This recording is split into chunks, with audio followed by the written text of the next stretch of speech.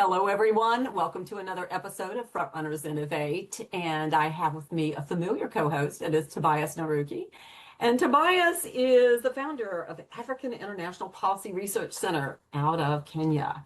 And Tobias is not new to us as a co-host. He is one of our Youth Commons members and very much tied into governance and compliance and all those things that a lot of people don't like to get into, but it's so necessary because policy is where we make change. And we like transformational change. And in speaking of transformational change, our special guest is Molly Bedingfield. And I met Molly through a wonderful frontrunner named Kathy DeMarcus. And if ever there was transformational change going on, that woman knows how to do it. And no surprise that she would bring us Molly. Molly is the founder of Global Angels Foundation, and wow, so much more than that.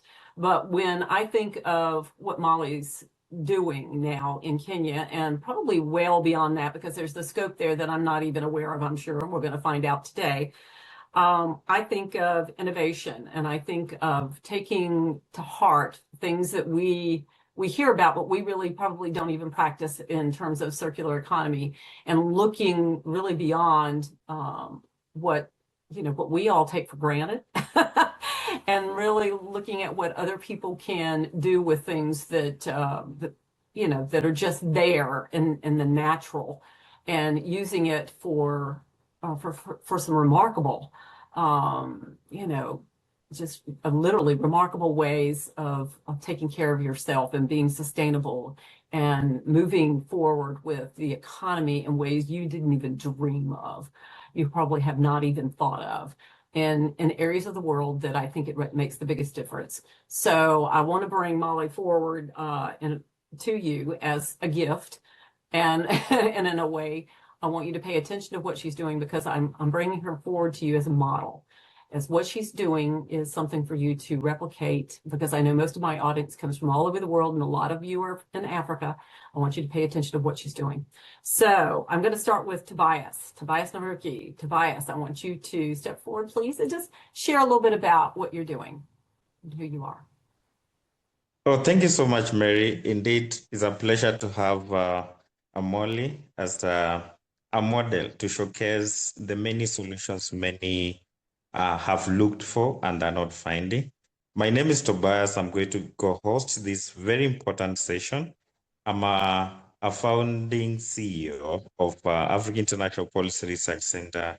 This is an institution based in Africa, registered and incorporated as a private limited company in Nairobi, focused on policy, evidence-based research, governance, compliance, and supporting institutions. Today, we are a knowledge partner to the African First Ladies Initiative, advising them on different policy frameworks and compliance within the continent, and be able to push for policies that will support women like Molly and many other women across the world. Welcome, Molly, to this very important session. Thank you. Thank you, Tobias. Back to you, Mary. Thank you, Mary. Yeah, very much appreciate that. Molly, you are just one crazy, amazing lady. Not many people would do what you're doing and really travel from the United Kingdom to Africa, plop yourself on a piece of land there, and really have the vision to scrape together some plans that the average person would not be able to envision the way that you have. So let's go back to where all this began. So how did you envision putting together the Global Angels Foundation, and then the purpose that you had in mind for that? Well, very briefly, thank you. Very briefly, in 2000 and early 2000, my children, I'd been homeschooling them through secondary school. And when they got into the early 20s, they suddenly became international pop stars around the world, two of them. And I realized I had an opportunity. I'd always been doing charity work all my life, as a full-time career and coaching executives. And I realized I had a platform and an opportunity to do some real good, because I was their mum. Because of what they'd done, people were going to go, who's the mum? And I had this amazing network of really good people around the world. who were innovators and movers and shakers. And I knew some amazing projects on the ground, charity projects, and I thought, what I would like to do is how do I build the movement of good on the planet. And so I thought, well, why don't I start my own charity? And then I came up with the name of Global Angels, because I thought everyone in the world wants to be an angel. It's something we all want, whatever age, whatever culture, even religion. It's not an offensive word. It's something we recognize, and so I wanted to invite people to become angels and do what they're good at. So I started to build a movement of where people gave in kind. They gave cash. Business partners came in and partnered with us, and we set up the 100% model, where every single penny the public gave would go on the ground to tangible projects, and we would be funded by individuals and companies who understood operational costs and the value of them. And one of the reasons I did that was because I thought, if people start to lose trust in charity, which I had a feeling that was going to happen, then if the world lose trust in charity as well as everything else, what on earth is going to happen? The world needs charity. So by setting up this 100% model, I thought the public will be able to go, I know that when I give $10 for blankets to refugees, that's exactly what it'll be. If it's to water, it will be literally to water. So I set up the model, and people just loved it. I mean, they really, really got behind it. One man, Bear Grylls, rang me up and said, what would you do if I give you $1 million? And I said, what do you want it to do? And he said, I want it to save lives, and I want it to go to Africa. So off the top of my head, I told him about some of the amazing projects I'd found in Uganda, Kenya, Sierra Leone, and Mozambique. And it was setting up hospitals, water clinics, schools, midwives, all sorts of things. And he said, well, how many people will that help? And I said, well, was this many 100,000? And he went, well, how much is going to go on the ground? He said, how much are you going to take out for admin? I said, nothing. 100% will go through. And he said, right, let me introduce you. And then Discovery Channel were promoting him, doing the highest paramounter in the world. And he said to the partners that were funding him to do that, he said, I will only do it if you fund my favorite charity, which is Global Angels. You have to give them $1 million. So that was the very beginning, and that was in 2005. And we did the most amazing things in each of those countries, and that really set us up to do So Bear Grylls is who started you off. Yeah, he's one of our ambassadors. Amazing. That is so And then I did some very bold things, like going into Times Square and going up to Reuters and NASDAQ and going, could you donate your 30 screens to us on the day we launch in America? And they said, yep. So we filled Times Square with all these people, artists and actors and singers coming up and stepping up in front of our Global Angel. And that was a huge launch. That was in 2007. And that continued. And we started helping projects in most of the country, not Western countries, but everywhere else.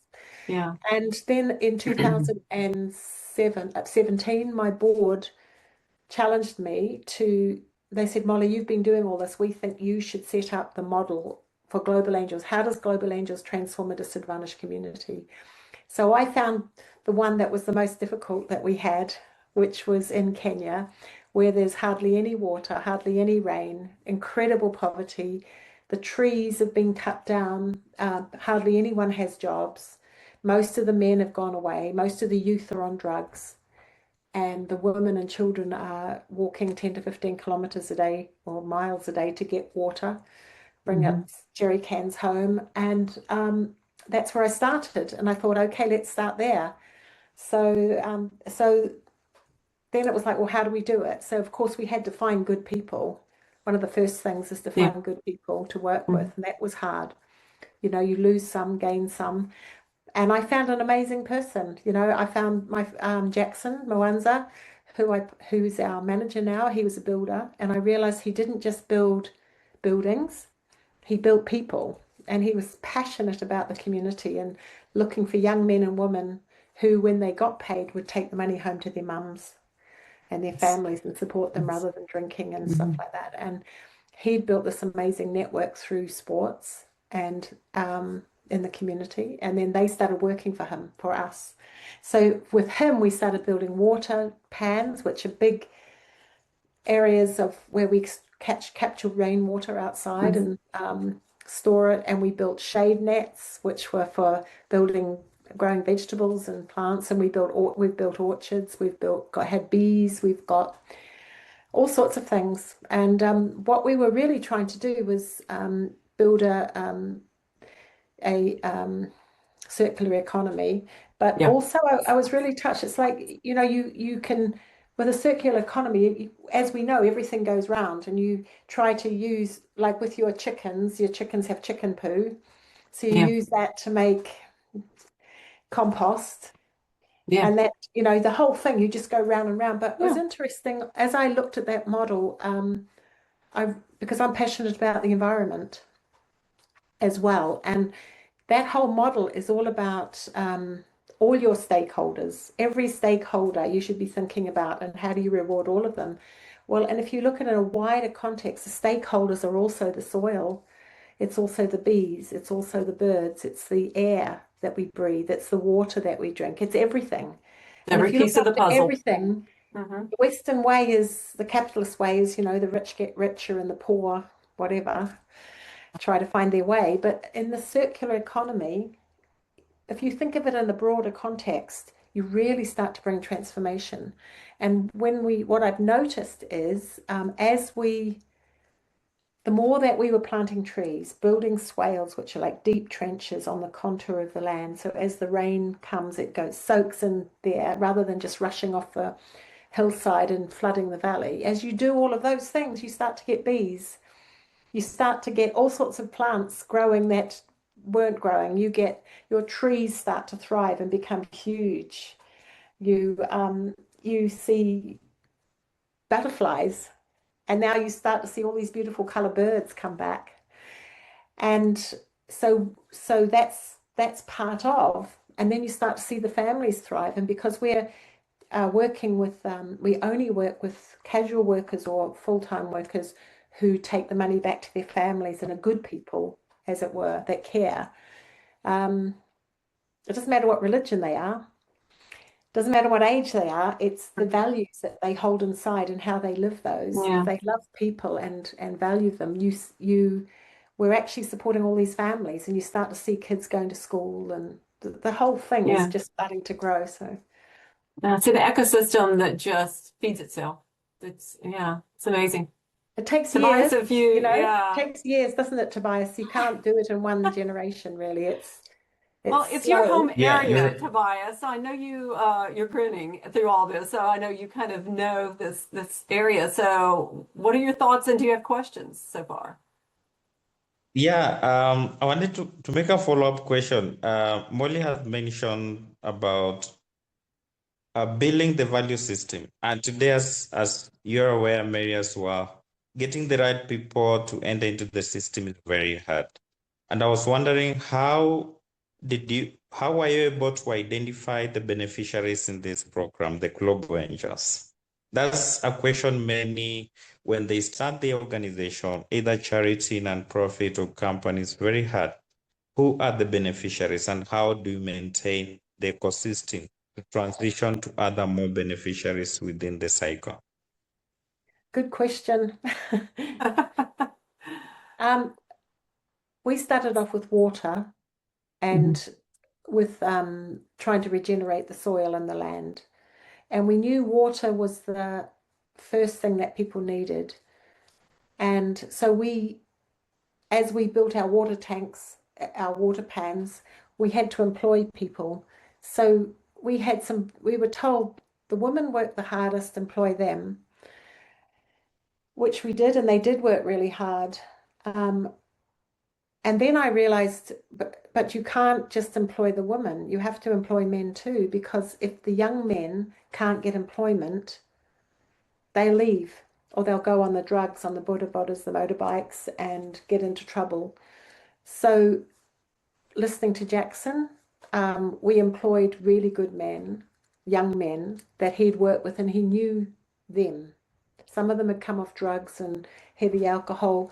Some of them, they just came from good families, or some of them were just, they just were a person who had the values, even though their family life was extremely difficult. They had chosen values. We didn't care what religion they were or not. What they needed to have was good values. So we started there. So we ended up with men and women, and made our stand that we're not just helping women, we're helping the community, the holistic community, because there's been so much work on the girl child, which was really needed. But then there's this whole new movement that you realize, but what happened to the boy child? They've got neglected. So we've tried to look at it more holistically. And then I just, something interesting I found was that in our area, they've had aid. So what they wanted us was to pay them to come and learn for a day, or they wanted us to pay them for all sorts, and they didn't want to come without that. And as we looked That's at it, everywhere, by the way, in Sorry? other areas of that's everywhere in other areas of Africa, by the way. That's And what we realized, that wasn't very helpful. It made them all going, you have a right, we have a right, you have to do what we want. So I had to say, well, actually, no, we don't have to employ all your children just because you're in a women's group. No, we don't. We actually are a business, and we are going to choose people that are good. And if your kids happen to be amazing and work hard, yeah, but if they're not, it will employ other people. So we had to break some of that, and that was quite painful and a little bit of conflict, but I'm quite strong and firm on that one. And I think they've started to see it. And then as the years have gone by, because see, that's 2017, more recently, we've had people coming up to us and going, my goodness, thank you so much. We can see what you've done, how you've helped our preschool, our school feeding program, how you've done this. We can, and then just to say, last year, I realized that some of the men who worked for us as laborers had, they finished school, primary school, because their families couldn't afford to send them to secondary school. So they had no training, no formal training, and yet they were really hard workers. And they've been helping us with chickens and goats and building and labor type work. And something happened. I just realized they were living in the floodplains.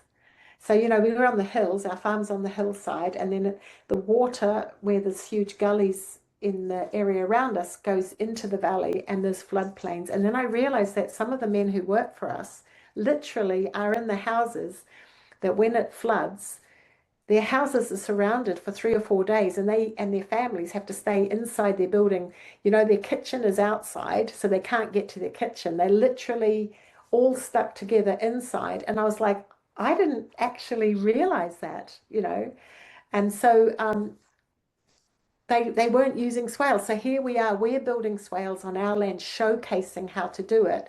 But people were like, well, why don't you build us swales? And I'm like, well, why don't you build swales and we'll help you? And let's get together some women's groups together to help each other. If there's 8 families, each of you help each other build, and we'll send our stuff to help, and we'll show you how to do it. And that really worked. But then I noticed people didn't dig the swales out before the next rain. So then, because no one told them to, or no one was paying them, they wanted us to pay them to dig their own swales for their own house. So that's been probably one of the most difficult things. But anyway, last year when I met these guys, I was having dinner next to them. I was suddenly like, so you have these little houses that are very rough. We went out and visited their land, and they didn't have guttering. There was no way for them to collect the rainwater. And they didn't have swales, so they every year now, and it's getting worse every year, more and more flooding. And I'm like, well, what if we built you a water tank, 20,000 litre from our earth bricks? And what if we put your guttering on, because your house looks good enough for that?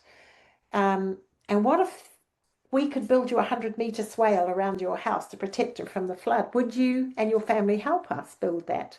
Yes. And then I found there were two families like a couple of kilometers apart. And I said, would your two families help each other build the swales and dig the boomerangs for planting indigenous trees?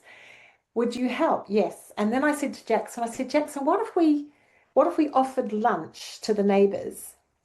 Would they come and work for the day for free and help their neighbors, our guys, build their trenches and stuff, and we'll give them a free lunch? And they said, yep, and they came. And so then what's happened, we've just had rains when I was there in February it started. The floods came, and those two families can walk around in their compound. They haven't been stuck by the floods. It's really their first time ever in their life. They have water tanks with water collected full from the rain, and now they've got all the acacia trees all around the branches ready to protect their indigenous trees that they will plant in their boomerangs. And something's happening. It's very exciting. And so the neighbors are now, well, could you do that at our place? And I'm like, well, would you help each other? Yes. So I feel like after 7 years of trying to find the way, we're starting to. It feels like something's happened. You're teaching collaboration? Collaboration. Isn't that interesting? I kind of thought that was a human trait, that apparently, why is that not a human trait, Tobias? I thought that was an African way. It is in the African traditional familyhood, it is a family tree where you bring people who are disconnected, either by lack of the basic necessity like water, bringing them together to work together, give them free lunch, but building their lasting solution of having a water tank to supply within their homestead is building familyhood, which has been for many years. Molly, I'm sure from your experience, you've learned that in that community, that many families have been living apart. Reason being, either family A has enough water, others don't have, so they have to look outside. But having a common central way of getting water keeps them together, keeps them talking. And I'm wondering, maybe just a follow-up question, how did you manage to bring these families together? And what really drove you to do it? Because many have tried in some communities, but they have failed totally. To help people come together, agree, and do something together. It's a really good thing, because I noticed, I was saying to Jackson, why don't they do it? Like, what's wrong?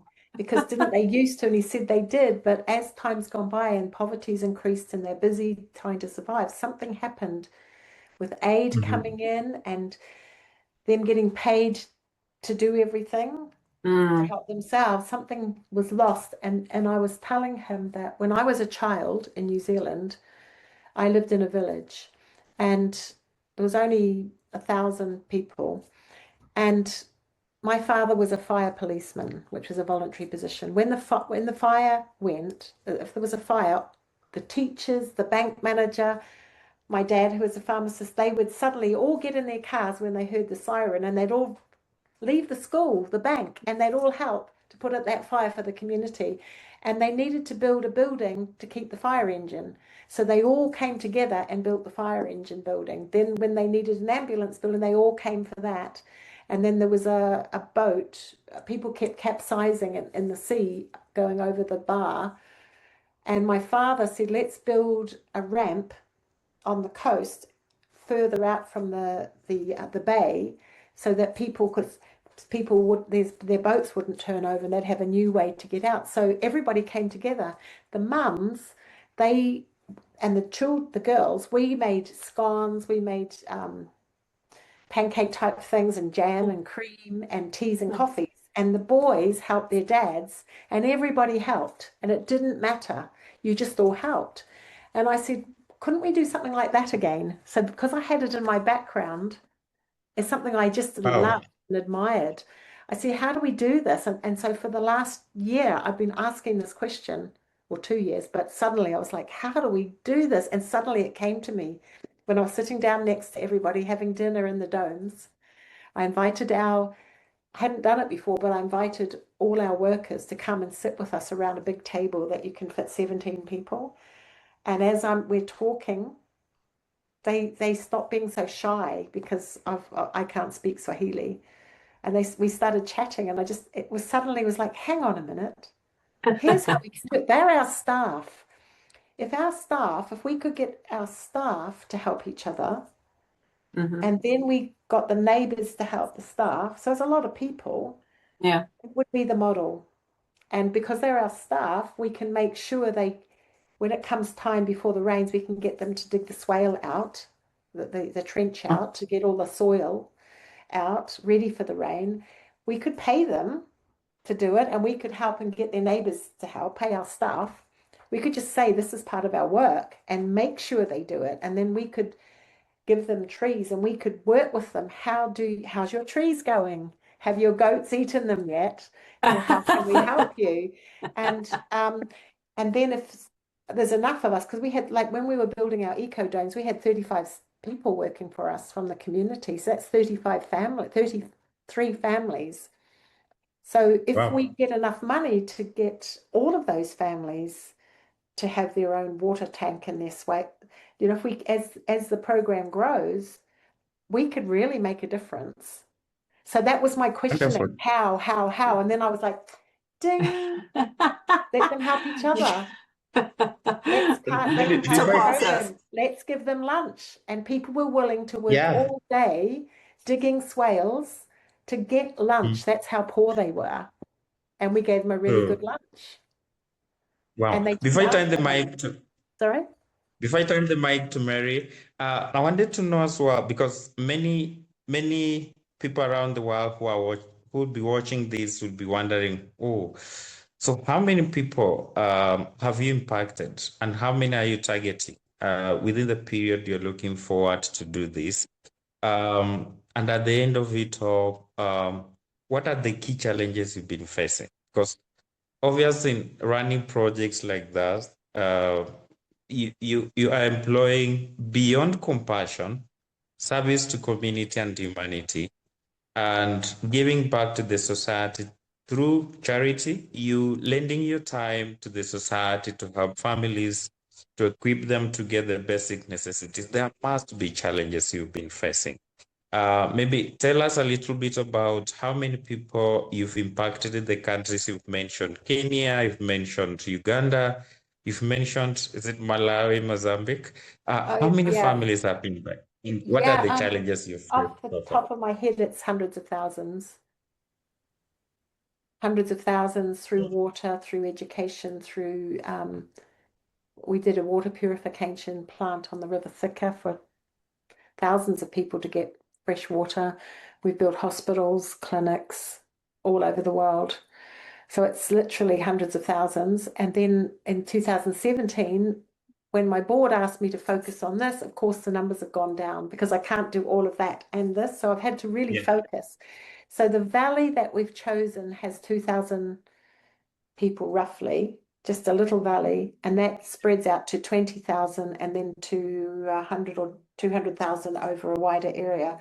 So that's the wider area, but we've started on our farm. We have 26 to 30 acres building these domes. We've built 6 of them, and we've had 35 full-time people working for us just to do that. And then we're about to enter into the next stage. Yeah, I'm sharing screen now, so so we're about to open into the next stage where we'll impact a lot more people if we get the funding for this next year. We plan to do a lot more with water, and personally, I thought that what I've realized, this model, I'd love university students to come, people who've finished university and want to work for the UN or a development organization, just to come and do some time with us to learn and multiply it that way, so that our reach is wider than just our local community. That makes sense. So you're showing us the eco domes. So I wanted you to talk about that while you're answering his question. Someone said to me, look, instead of, because one of the things that we do is we don't employ Westerners. We don't bring anyone from Mm-hmm. outside. That's part of our model. All our money needs to go to the local project. So that's made my challenge harder because we could have grown faster, quicker if we'd had big resources from Europe and America and stuff like that. People who are experts who've done it before, but what I felt was that if we start with the local people and find those people and build from there, it's going to be more authentic and real, more life-changing. And so one of the things that someone challenged me was like, where are you going to stay? And a couple of years ago, 2 years ago, I decided I was like, what is the most sustainable building that we could find and build in Kenya that I could stay in when I come? But we could also, so we found these adobe houses, these adobe buildings, which are made of earth and lime, and they're powerfully sustainable. They're built on a foundation of little tiny stones rather than concrete foundations. So if there's an earthquake, they don't move. I mean, they won't break. They'll just go with the flow and the wave of the earthquake. If there is a tornado or a hurricane, these will still stand. These are very, very strong. They can last hundreds of years if they're built well. So I studied that online, how to build them, and I work with Jackson, who's a builder, and our chairman has been trained as an engineer. So we work together on what would they look like? What should they look like? So we've built these eco domes, which I'm very proud of. They're absolutely amazing to live in. So, there's little air ventilation holes at the bottom, and then at the top or as you go up, and so the air circulates naturally inside. They're 10 degrees less temperature on the inside than the outside, and yet they're warm in the evening. So very pleasant to live in. And we built them initially, just a few. I liked living in it so much, and then as funding came in, we have built 6 now. And then what came out of that is now we've got somewhere that people can come and stay, and that builds a part of the economy. Is the people that stay can pay to stay there, and now we've got people training in hospitality, people, the chefs, the local chefs who've had training, older men, haven't been able to get jobs. Well, now they can work for us. And now I'm teaching them how to do fusion food. So Western African mix that our Westerners will love coming. And it's powerful. And, part of this was they're not expensive to make, but they're very, very powerful. And now we're looking at, is there a way we could make some of these that local people could live in? We haven't got them quite cheap enough yet to do that. But that's what we're aiming for. So we've been training the local guys how to build these. So then they have a natural plaster on the outside, as you can see. They're beautiful to live in. And basically they're on the hillside, and as people go past or in the valley, they look up and go, what are those? And because the color of them, they're the same color as the rocks and the hills, so they actually look like big rocks. And then you suddenly realize there's a few of them, and it's like, wow, what is that? And that's all been part of helping the locals get excited about what we do, And actually, they go, what they want a modern-looking Western-style house that has corrugated iron roofs, but they're horribly hot, Yeah. And it's like, well, you don't need that. Why don't you go back to your African design? And the village, a lot of them are shaped like that. And now you can see people starting to go, oh, I'd love one of those. Like lots of people want to come and visit. Lots of Africans are wanting to come and visit. And so I had someone write to me today to say, can I come? He's from America. Can I come and learn how to build them? And I'm like, that would be fun. See, that's what indeed, we aim Mary. for. Yeah. Yeah, indeed, Molly. Mary, this reminds me of my community where I come from, the Maasai community. We call them the Manyata. I'm sure, Molly, you've been able to interact with such structures. They're very small, constructed with very tiny sticks and molded with the cow dung. Yes. Although they are risky because when it rains, it is unhealthy for the for the survivors. So this is an improved way of housing, which is very beautiful. And the reason why I ask that, because, okay, today's generation, there's a lot to learn in advancement of the different scalable ways of finding solutions to the humanity. Many people are in dire need of support, but the number of people you've mentioned, this is shocking. Doing it alone, you being driven by passion, you are inspiring story to come out of your way to support people, and the world is watching. So, personally, as an African, I'm proud of you. I'm sure counting on Mali, Uganda, countries that have had devastating status of people living under so many challenges, like Uganda, which was battling several epidemics, including HIV and AIDS, and parts of the country, Kenya, where you are working in, where people live below the poverty line. The government cannot sustain all people in her own country, but people like you coming on board to drive the agenda and bring on board people who are willing to support is an inspiring story. And we request those who are watching this story, if you like to support Molly, uh, not only just through prayer and compassion, she has shared the challenges in every story. There are always challenges that back it up, and for us to be able to sort out all those challenges, we start with policy interventions and be able to come on board and hold someone's hand like Molly to push the agenda forward, support the community, but also touch lives as you do. Back to you, Mary. That's, yeah, beautifully stated. It's beautiful. We Tobias, say I like like that. everyone can be an angel. Yeah, exactly. Step up and be an And we angel, are whatever it angels. is that you can do to help make these things happen.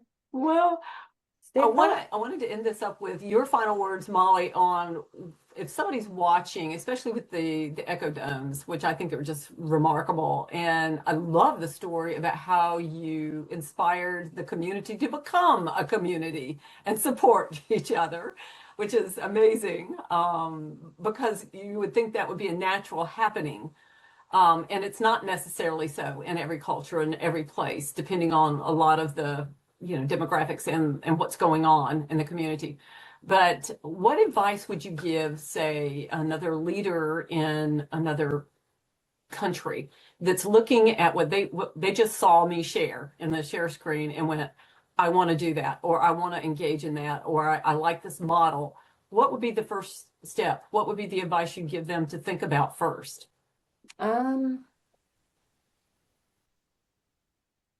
They're welcome to write and chat. I think it's very hard to do these things alone. You need community, and you need to do it with others. You need to find people who have similar values to support you as you do it. Like, so I've gone through some really hard times where I felt like I was doing it by myself, and that's really hard. And there's a story about Moses in the Bible. It's about like they're in a battle, and his hands are up. Yes. Praying. Yes. And when his hands are up, the battle moves in his favor. And then he's tired, and his people hands are holding his down, arms. and the battle goes that way. And eventually his friends come and stand beside him and hold his arms up.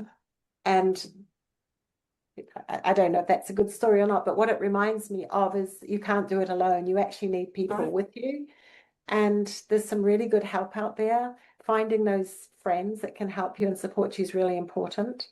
And if anyone wants to come and visit, that's possible to come and visit. That's wonderful. That's a great invitation. I think you were blessed in finding, I think you said his name was Jackson, and you were blessed in finding the key person that had the skill set and clearly the mindset and the heart for helping you to pull together what you needed to pull together. How far, I think I asked you this before, how far from Nairobi is your... We're 4 hours by train on the SGR. Okay. Just to say, it's not easy to find those people, and I had to fire the first 2 people. Okay. Because of fraud, one of them. Oh, goodness. And that's normal. That happens. It's not that easy to find And it's a journey. How you did say you find Tobias, Jackson? isn't it? It's a journey finding people. And, you know, I found Jackson and he was not pushy. He didn't push his agenda. He's a reluctant leader. He just cares about the people. And we said to him, if you can build the houses, the buildings that you've just built for us, the water tanks and the office, if you can build to the same standard as Global Angels wants, like this, you could do quite well with us and we'll try and expand you and give you a long-term job. And then as I saw his heart towards people, and it's proven true, he's a lovely man to work with. He has a beautiful heart. And so we work like a team. You know, there's not a big hierarchy thing.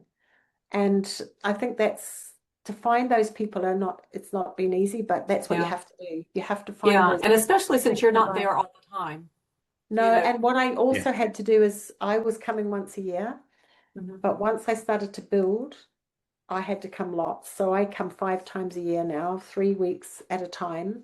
Wow. And then as many of those as I can, I'll bring a team of people with me who are paying guests who come to support us and help do the work. And that's been very encouraging for me. That's fantastic. And just one other thing, something that I'm really passionate about is we partnered with one company who said to me, the CEO said, how can I help you? And I usually wait for people to do that rather than push, you know.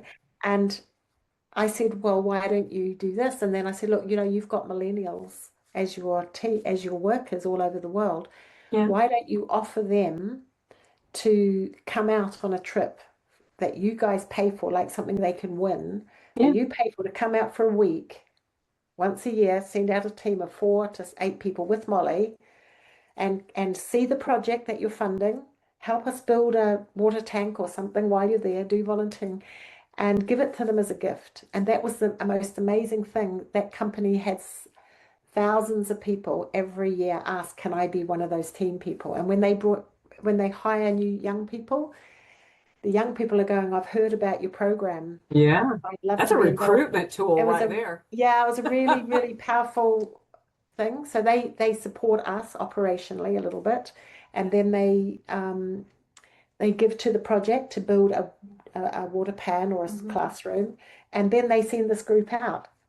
And that partnership for bigger companies or even small companies has been powerful.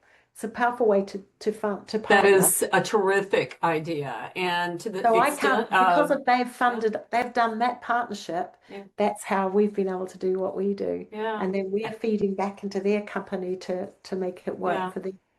That's a great model. So any corporations that are listening out there, replicate that. Do that. You would be welcome to be an angel. Be a corporate angel, and that would be a terrific boon for your employees too, or take a retreat to go out there, but make it a working retreat, make it a working vacation, or and it's a great marketing, because instead of having to put everything out there, everyone that comes with you tells everybody, you want to come to my company. So I mean, that is fantastic. I love that idea. That's true. We need to talk that up, Tobias. Okay. I think that maybe the first ladies need to go there. What do you think? That would be amazing. First ladies need to have a summit there. We're making it nice enough that they'll love it. It's gorgeous. We're actually really trying to make it nice enough that they would love that. I think that's terrific. You're right. And this is something that the first ladies, most of them I remember, it 3 days ago when they had a meeting with the US First Lady. Part of their discussion is thinking beyond their offices. I challenged one of the advisors of the First Lady of the Republic of Kenya. What is the legacy project the First Lady is working on right now? She has one main project. She focuses on empowering the women. But beyond that, is there any other legacy project? Your story is an inspiring story, Molly. I've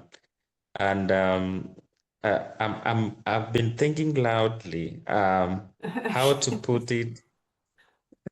But what I see in this, the First Lady of the Republic of Kenya is one of the unique First Ladies. The First Lady of Uganda the First Lady of Burundi. These are First Ladies I've mutually interacted with. I'll be glad to, through this interaction, because your focus is mainly supporting the families. And families are born from the First Lady. The First Lady is the woman in the house. If there's no mother in the house, there's no family. And now that your focus is in building the family and the mother who gives birth to children and children takes care of the home through working in your projects, it will be an honor to see how best can this inspire other parts of the country. You have a limited way of doing it, but if more people come on board, this can be replicated in other parts Yes, of the country where yes, many families are yes, suffering today. definitely. Yeah, And that'd be wonderful. yeah, and what I think, how to do it, you have the solution that I have, but I'm thinking in a way, if we not only just speak within the area you're targeted in right now, but now craft it in a report form. If you have some documents beyond the website, many listeners and those who are watching across the world will be happy to see how best this can be able to be shared to others. Then Yes, also a documentary of your story. We are doing this to help the future generation like me, yes, those who will have families in the future, to tell to others and have some of much of what you're doing and have more Mollys on the continent of Africa and More beyond. Mollies. I love that. I like that. More I Mollies. love that. That's beautiful. Yes, That's more so angels. encouraging. Yes. Yeah.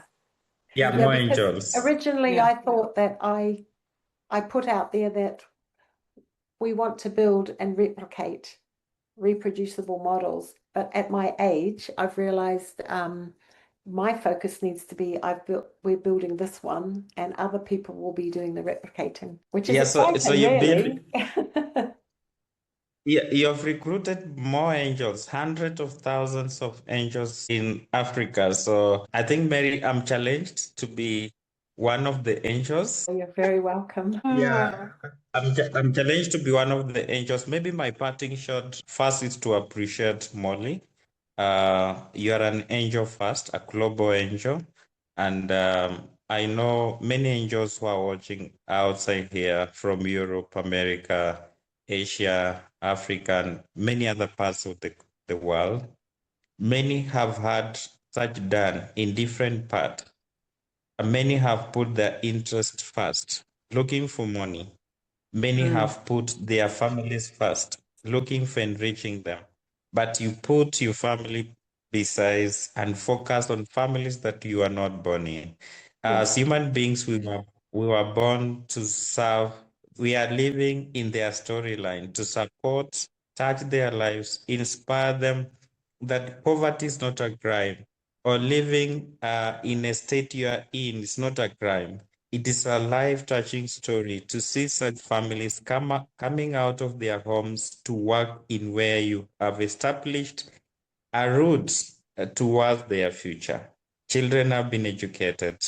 Families have got medical care. Yeah. So many families are happy. Happiness is not bought. Happiness is shared. And the way you've stated, sitting down with families, connecting them with water tanks is an inspiring story to build angels among us, human beings, to embrace each other. My encouragement call to those who are watching this very important month of our monthly podcast. Remember, we are not just telling stories. We are opening doors for people to tell successful stories of what they've touched lives of others. You have an opportunity to share your joy with those who are unable to be able to get what you have at the moment. Molly is an angel to Africa. She's an angel to many others who came. And thanks to the companies that came on board to support. Collaboration and network is an opportunity to pave way for growth, support families, bring peace and security and sustainability and happiness to the many who had lost hope in their lives. So thank you so much, Molly. Pleasure. Yeah. Many will come on board, and we are aware that through these very wonderful sessions we normally have with my senior co-host, Mary, joy and happiness is amongst many angels like you. Thank you so much. Back to you, Mary. Yeah, I Thank you think you've so made much. Tobias's day. That's what I think You made mine. Thank you've you. made, Thank you've you, made Mary. his day. Uh, Oh, this is great. Thank you so much, Molly, for your time. And Tobias, thank you again Yeah, thank you so for much. co-hosting. And I know you're getting ready to travel and do your thing, but and head back to Kenya in a few days. But now you get to take something in your heart with you and share with a few first ladies when you're back with them. So this is terrific. I can't wait to share it with everyone else. I'll let you know when we have it all together here, but I'm going to say goodbye to everyone else who's watching. We appreciate you always. And thank you again to my co-host and my featured guest. So thank you again. Thank And you. goodbye. Bye.